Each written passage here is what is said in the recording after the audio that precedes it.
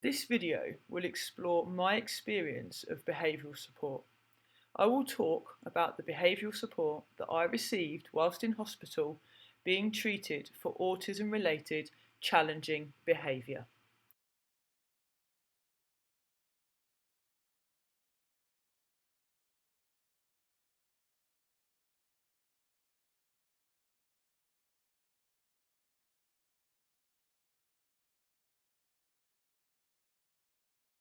Currently, in schools and hospitals all over the country, staff and caregivers are looking at ways to change our behaviour using behaviourist techniques.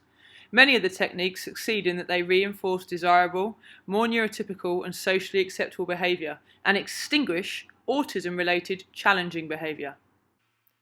In my case, when I was in hospital, I was rewarded when I acted more neurotypically with a star chart and given rewards, the stars, encouragement and positive feedback which I so desperately craved. I developed excellent masking abilities and was actively encouraged to do so. As a result, I can look neurotypical very well. However, it was exhausting as I effectively pretended not to be myself. I denied my neurology and I acted as though the environment was okay for me. I also wasn't encouraged to use sensory modulation, communication strategies and cognitive strategies which felt comfortable. I was constantly in a state of discomfort. This meant that when it got too exhausting and I eventually did become dysregulated, I would have an almighty meltdown and end up performing self-injurious behaviour as I was out of control. You can see how it felt for me in this picture. I would be punished by losing my hard-earned rewards, and the impact on me is that I felt absolutely hopeless. I didn't feel anything like myself. I felt like a beast, a caged animal, because the problem is that in assuming this behaviourist approach, you deny my neurology, and I felt effectively coerced into ways of being which weren't my own. It sent the message that how I was, as somebody with autism, isn't okay and that I need to do things differently. This message, although well-meaning, had unintended consequences. The behaviour strategies caused a fracturing of identity and mental health problems. I felt hopeless because I knew that I could never change. I knew I could never be what they wanted me to be. And every time I failed, every time they tried to extinguish a behaviour which I just couldn't get rid of, I felt as though I had failed. And so I became anxious. I became depressed, and I tried to take my life by suicide.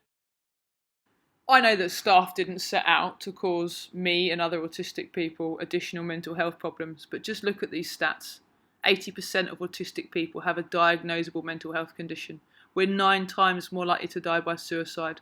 And look at the average life expectancy for those with and without intellectual disabilities. It's startling.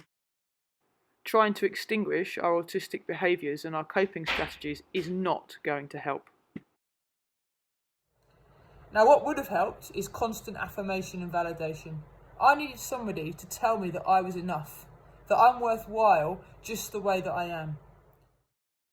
Yet what we experience is the power of negativity, hence the damaging effects I and my fellow detained autistic people feel when subject to such behaviourist patterns.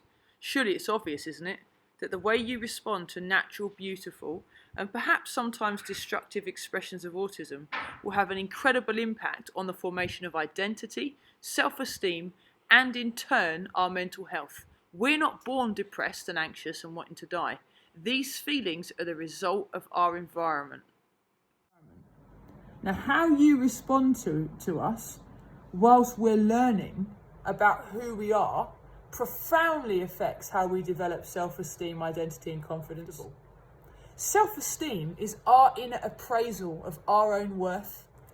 This is so important because how we estimate our value as people is a complicated blend of perceiving our autistic actions, how these impact our thoughts, our feelings in relation to others.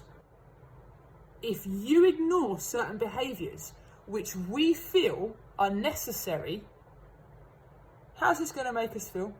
Rejected? Unwanted? Weird? At best, those things. Depressed, anxious, suicidal. Self-esteem is highly subjective and it can be wildly inaccurate. You might think that you're doing this behaviourist stuff to help us, but by telling us, yeah, you matter, Alexis, you're important, saying that and then sending another message by ignoring behaviours which are important to me, you're saying to me, Alexis, be yourself, but not like that. And this makes us confused. It gives us a warped perception of ourselves, and it adds to our communication problems. Please understand that our self-perception and self-appraisal are based on how you perceive us and how you appraise us. In order for me to feel okay about myself, I need you to mirror back my experiences and validate them. But I just want you to see how vulnerable the behaviourist process is. We're basically dependent on our caregivers, your judgments, your reactions. Because of this, the way that you manage us has far-reaching consequences for the way that we judge ourselves. In effect, we internalise your opinions as our own, in the same way that growing a sapling will eventually take the shape of the container it's placed in. If the key people in our lives mirror back to us a distorted appraisal of who we are, and we don't challenge it because we don't know any better, we accept it as fact and we take it as our own.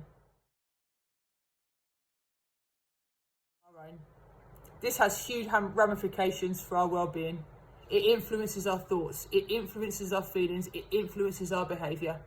It influences my entire worldview.